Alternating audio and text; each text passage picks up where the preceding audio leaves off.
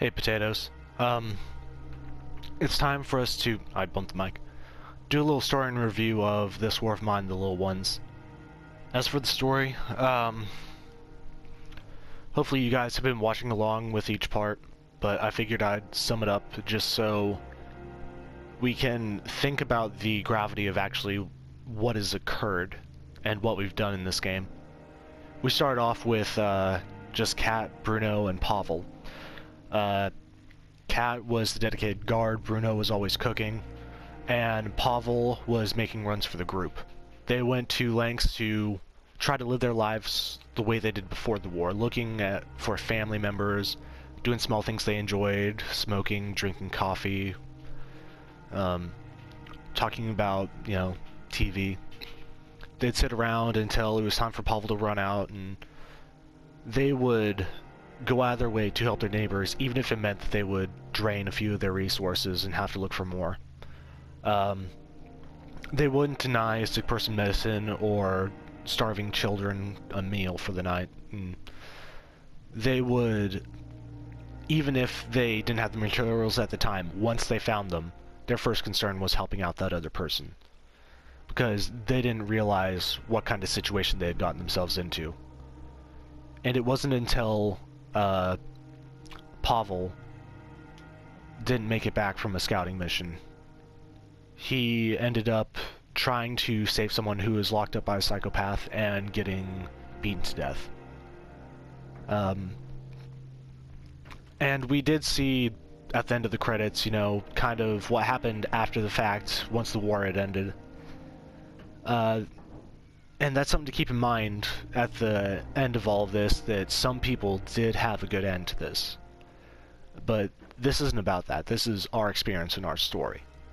This is our involvement in this war. Whenever Pavel ended up getting bludgeoned to death, Kat had to step up and try to make scavenging runs. And the pressure really piled on, not just with the loss of their dear friend, but with the addition of Sergei, a child that they would have to look after. I flubbed it. And this is really hard to think about because you're dealing with the overwhelming situation you're in, and then losing someone close to you, and now you have a child to look after, an orphan who's been witnessing horrible things, who wakes up in the middle of the night from nightmares, and still somehow finds a way to act like a kid. In order to keep up with the demand of food and medicine and try to make sure that nothing happened to the child and that they could all try to make it through the war, Kat took it upon herself to start shedding blood. And eventually it got the best of her. She butchered an entire church communion to steal their supplies. She stole from an elderly couple that couldn't defend themselves. She continued to bargain off the things she had stolen, and most of the time it was exactly what they needed to get. Until eventually it all caught up with her and she bit off more than she could chew. She attacked a rogue band of militiamen and ended up getting gunned down trying to take one of them by surprise.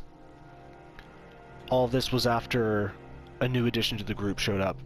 A young girl that grew up in a very, crime-heavy area named Erica, who would take over scavenging in Kat's stead and try to help the group survive. Bruno started taking ill when the group got so involved with what they were trying to do in order to survive that they stopped minding the furnace, and most of the people started catching hypothermia.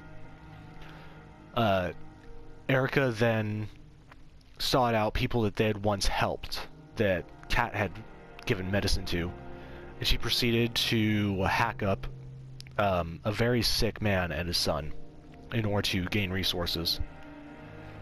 But the winter got worse, and they eventually couldn't leave their home. Things started going downhill. Pavel showed no signs of improving, and in fact only got worse. Sergei ended up getting injured in a night raid, pardon me, and ended up starting to get a fever. No one was able to eat. Food started becoming scarce until they had to trap rats. And Erica finally decided that she was better off on her own. She took off without a word, stealing a bunch of supplies and leaving Bruno, the last of our initial group, and Sergei to their own devices.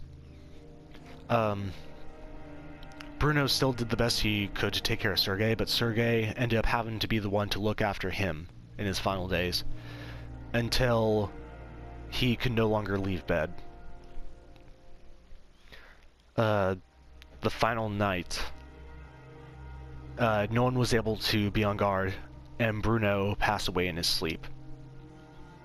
Sergei, alone in the house, probably felt great shock whenever he discovered it, and was actually trapped inside the house whenever a group of criminals broke in to steal our supplies.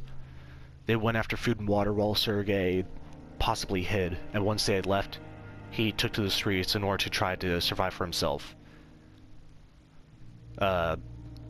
We didn't really win anything.